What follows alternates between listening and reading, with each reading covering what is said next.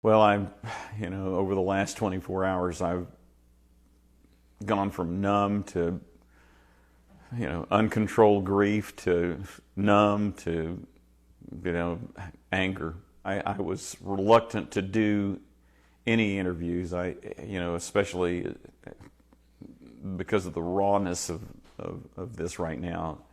But Allison was a journalist, and she was a hell of a journalist, and she would want me to do that. I'm doing it for her because I think she'd want this story told. How many times are we going to see a crazy person with a gun kill people?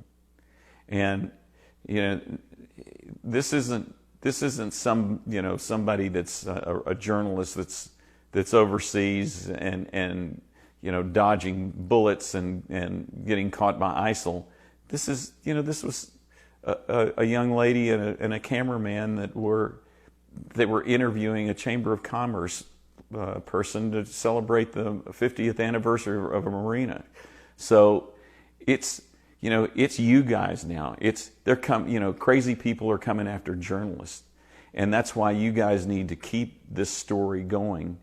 And I'm going to do everything I can now to make sure her life has meaning, that people remember her, and that we don't have another Newtown, that we don't have another movie theater shooting, that we don't have another Charleston. The politicians have got to stand up to the NRA and close some of these loopholes so that crazy people don't get guns. And honestly, I'm sure that the reaction from some of these wingnuts are going to be, well, if she had a handgun with her, this never would have happened.